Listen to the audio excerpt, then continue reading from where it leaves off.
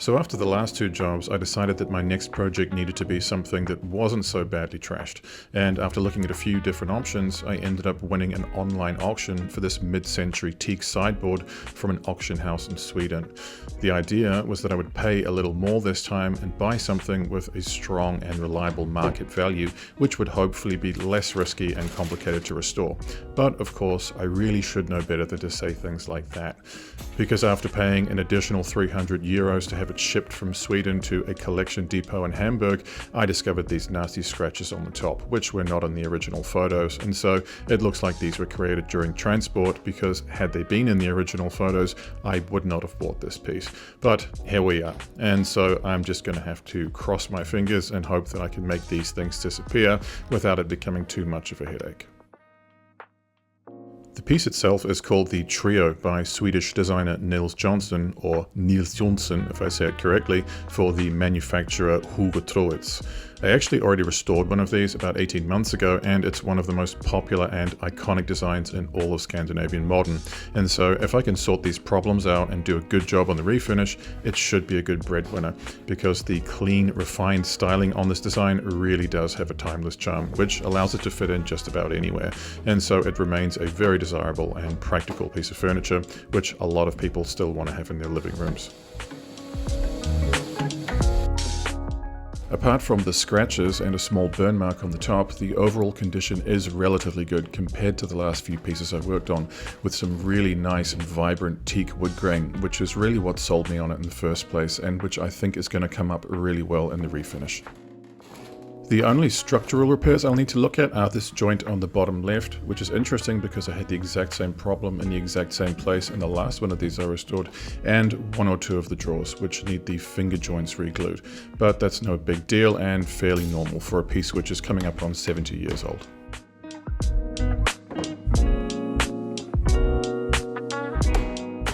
These were produced from the mid-1950s all the way through to the late 1960s as part of the Swedish Bohag furniture promotion. The guys from the Scandinavian Design 101 YouTube channel have done a really great video on the history of Bohag, and so I've included a link to it in the description. What that means though is that there are a few variants of this design out there with slightly different dimensions and design features, and so I'm 99% certain that this one is one of the earlier production runs from the mid-50s, which are much rarer, and so that does make this one a little bit special, because it has a number of design features which you don't see in the later models, such as slightly shorter legs, which give it that really low and long Scandi profile, and these metal drawer runners, which I actually don't think are the best, but we'll have to come back to that later. The interior is maple, which is standard across all of the models, as is the cutlery divider in the top drawer. But what makes this piece really special is that it's built from solid wood, because it was designed before presswood really became a big thing in furniture production. The sides are made from glued laminate boards, with the top and bottom made out of plywood, and the sliding doors being made from plywood with MDF. The big advantage this gives me is that I can now steam iron and bleach the veneer as much as I need to without worrying about the body panels becoming waterlogged and swelling up.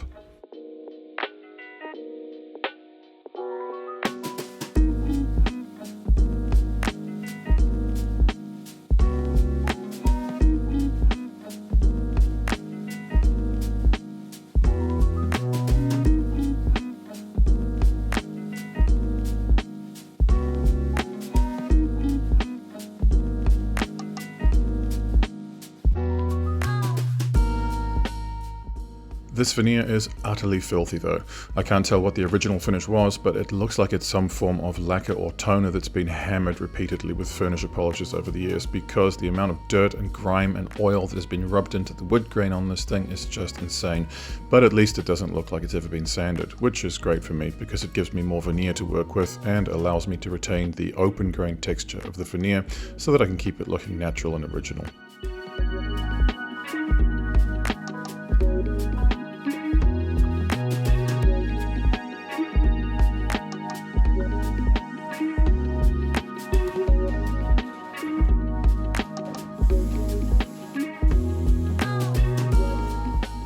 In order to try and pull out those scratches, I'm using the steam iron and a damp cloth to lift up the wood grain and just try and get that little spot to swell up and flatten out a little bit. But there are no guarantees, and it might still need work later on. In any case though, the iron is a great tool for pulling out more oil and residue and basically making the veneer much cleaner and easier to sand.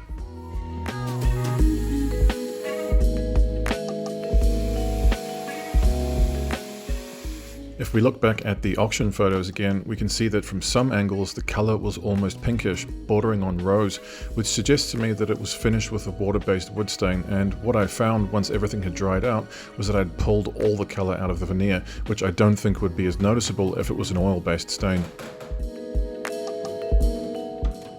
My plan for this piece is to keep everything as light and as natural looking as possible, and so the fact that all the colour has been pulled out of the veneer is working in my favour, because it basically gives me more of a blank canvas to work with. I personally feel that this particular design, with its clean and minimalistic styling, looks better in lighter and more natural colour tones, even though it was common for these pieces to be finished in that deep Nordic red which I often go for in so many of my other projects.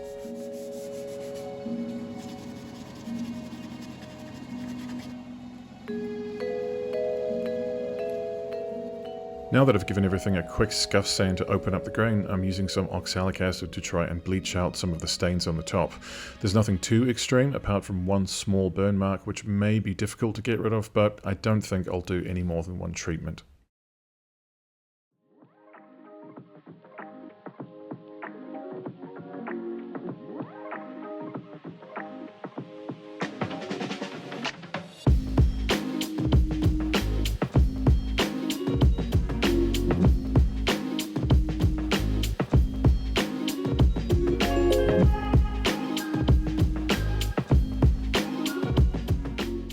Because of the warm and dry weather we've been having, everything dried off pretty quickly, and so I was able to rinse off all the crystals and keep things moving. I'm still going to give everything a quick once over with the iron though, because this further reduces the drying time and lifts up the fibers again, so that they can be sanded more effectively in the final round of sanding. As you can see here though, the iron has not been able to completely pull out all of those scratches, and so I'm going to need to use some filler. Rather than just my regular generic instant wood filler though, I am using some tinted filler, which should make the touching up process a little bit easier.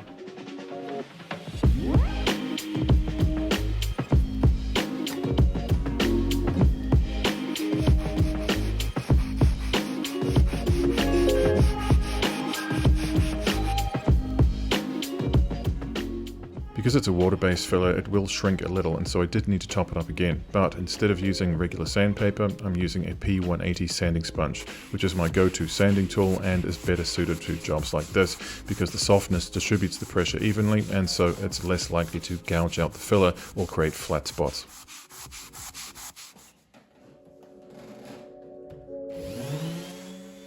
With all the repairs done, I can move on to the final sand at 180 grit. I can still use the machine for the larger surfaces because I'm using these ceramic pads on the machine which don't leave sanding marks, or pigtails as they're often called, but I will switch over to sandpaper and sanding sponges when it comes to the edges and corners and tricky spots.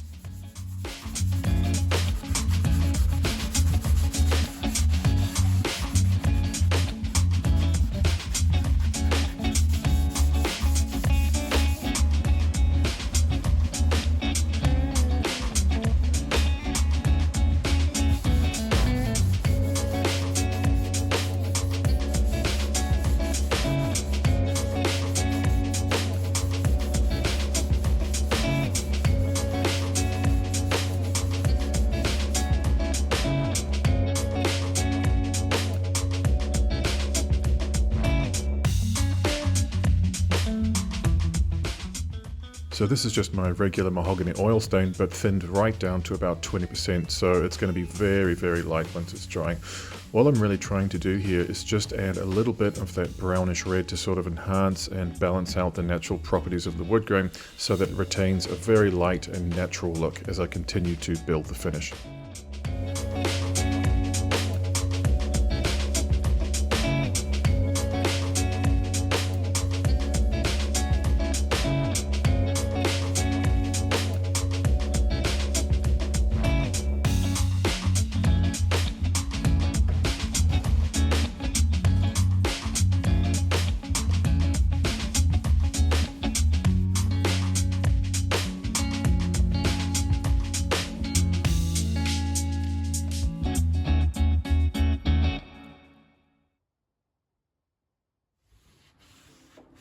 The next step in the process is to seal the surface with shellac. This is the same batch of shellac I made for the previous project, so it's a custom blend of lemon and garnet, and the only difference this time is that I've thinned it down even more for this project. So at this point it really is about 90% alcohol, because it's all about retaining that natural and organic looking texture rather than building up a glossy film.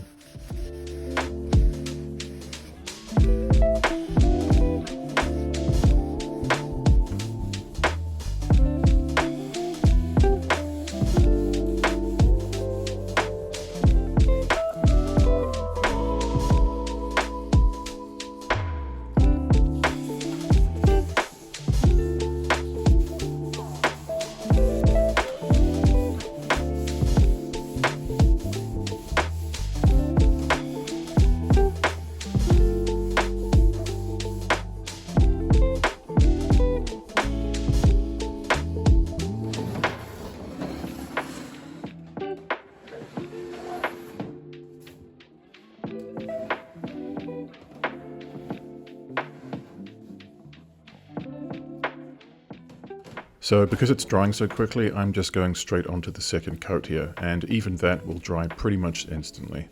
Getting the perfect finish is never about just one thing, and it's always a case of just hitting the right notes at each stage of the process, so that when you get to the end, it all comes together in a way that strikes the right balance and enhances the design in a way that looks natural.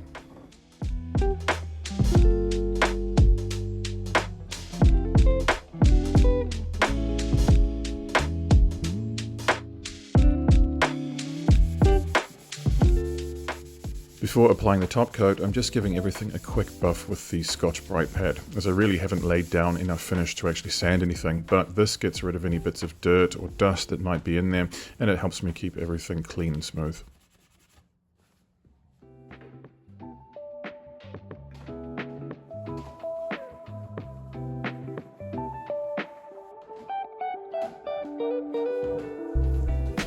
I have to say I've really become a fan of this mini wax wipe-on polyurethane. In the past I've stayed away from poly and lacquer because I far prefer hand finishing, and I don't like finishes that look cold or artificial, but this is the warm satin variant, and it's really grown on me over the past few months because it gives the hardness and durability of polyurethane, but with a very warm and dry appearance.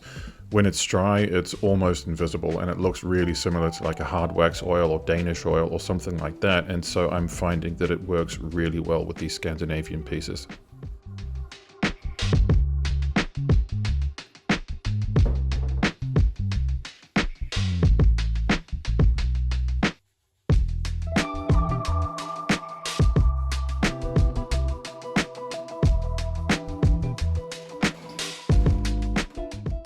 As far as this type of finish goes, it also dries fairly quickly, and so I'm able to put down the second coat just 2 to 3 hours after the first one. Although once again, I'm really just trying to use as little as possible to keep it looking light and natural.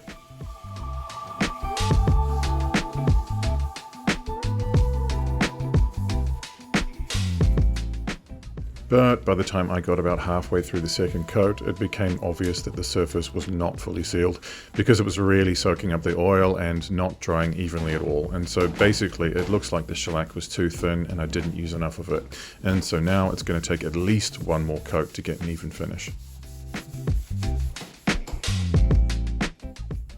This also means that it's probably going to take longer to dry too, and so at this point it's time to take care of some of the more boring jobs that I've been putting off until now.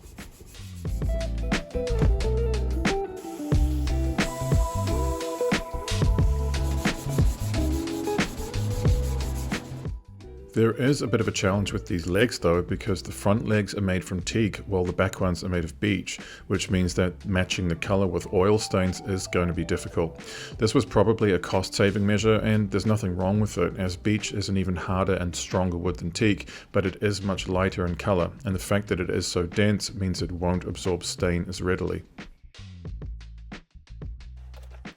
All I can really do here is just keep glazing the two beech legs with stain as I add layers of shellac. Basically, the shellac will act as a carrier for the stain, so while the wood itself can only absorb so much color, the shellac can take on more, so that I can keep adding more stain and hopefully getting it to darken a little more.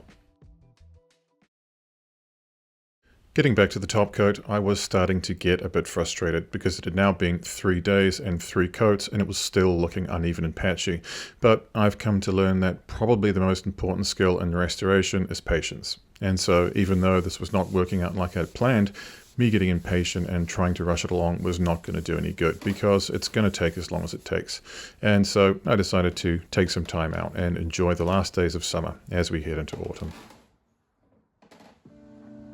This is probably my favorite time of year, at least up here in Northern Europe anyway, and it's just at that point now where it's still warm enough to wear a t-shirt, but the leaves are starting to turn brown and fall from the trees.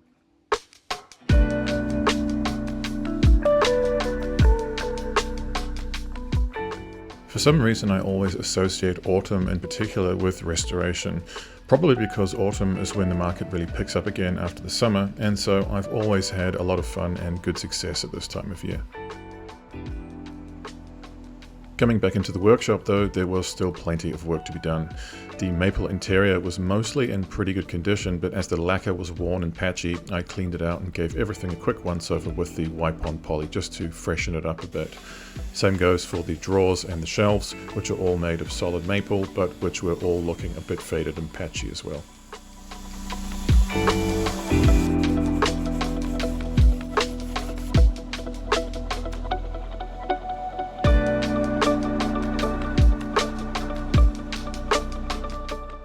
For the drawers though, I just used regular furniture oil followed up by beeswax polish to help with lubrication. I'd previously mentioned that I didn't think the steel drawer runners on this piece were the best, but after sanding and waxing the drawers, they were all sliding fine.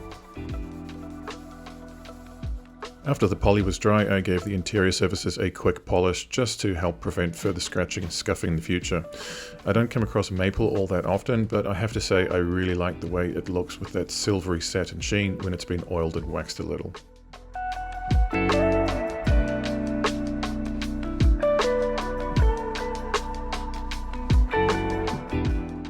By this stage, the polyurethane top coat was finally dry and looking even, and so I was able to give everything a quick once over with the 320 grit sanding sponge, followed by the black Scotch-Brite pad. As I mentioned in the previous episode, this process doesn't always look like it's doing much, but getting it right makes a huge difference to how everything is going to look once it's been polished with wax. In order to get that natural look, I need to make sure there's no pooling or build-ups and that everything gets sanded flat and even.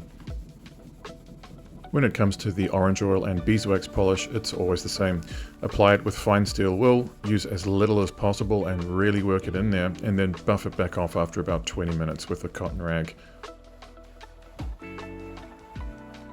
It's really at this point, as we come towards the end of the process, where the decision to keep the finish light really pays off, because we can see so much more detail and vibrancy in the wood grain than if I'd saturated it with stain or added additional coats of shellac.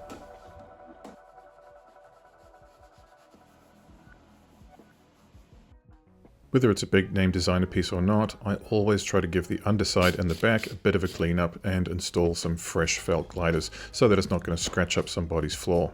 As for the scratches on the top, I didn't even need to use any touch-up pens to make them disappear completely. So although this job did take a little longer than expected, I'm still very happy with the result.